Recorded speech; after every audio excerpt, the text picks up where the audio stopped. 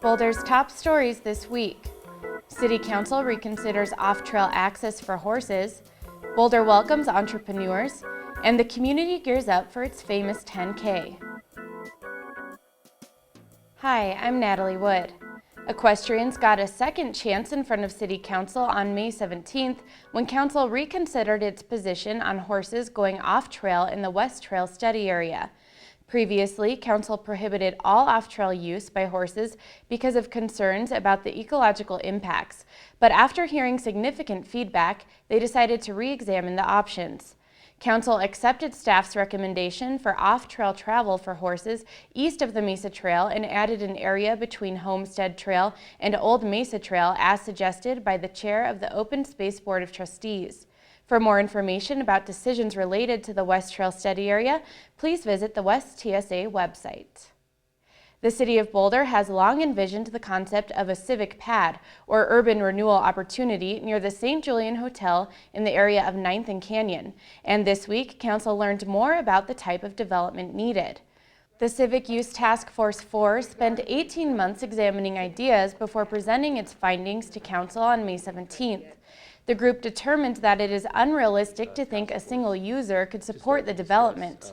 Instead, task force members are recommending a layer cake approach, which would divide the development into 3 levels of potentially different uses. This could allow for more partnerships between for-profit, nonprofit, and civic organizations. More information about the recommendations and the next steps in this process can be found on the city's website. Over the past 5 years, Boulder has become a hotbed of activity for startup companies. While this has been fantastic, it has left many startups in need of developers, designers, and other talented staff. That's one of the primary reasons behind Startup Week, which runs from May 18th to 22nd to welcome new entrepreneurs to town. The 5 days are filled with close to 40 events for talented developers and startup enthusiasts to mingle, get to know each other, and experience all that Boulder has to offer. This is the second annual event of its kind. In addition to presentations, attendees are invited to participate in hikes, coffee chats, events, and tours. Nearly all the events are free. For a complete list, visit the Boulder Startup Week website.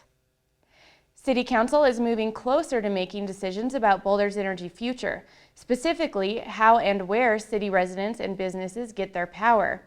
Now is the time for community members to learn more about the options. On Thursday, June 2nd, the city will host an informational session called Know Your Power from 6 to 8:30 p.m. at the East Boulder Community Center. A number of speakers are lined up and city staff will be available to answer questions.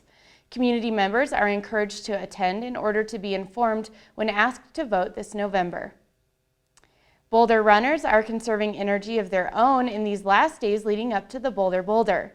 This year, participants are not only preparing for the 10K race, but are also gearing up for some big course changes.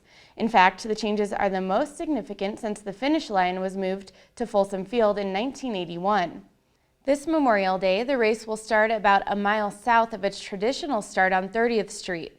The change is being made to ease traffic and parking concerns because it will put the starting line much closer to the finish at Folsom Field. Race director Cliff Bosley says that years of discussion and analysis were put into this decision. He believes the benefits of the new start line will outweigh people's attachment to the old one. Instead of starting the race with a long downhill that tricks runners into starting out too fast, the new course will have them going uphill about a half a mile on 30th Street. After a left turn at Valmont, the race will turn south to 28th Street and on to Pine. It then will pick up the old course on Folsom.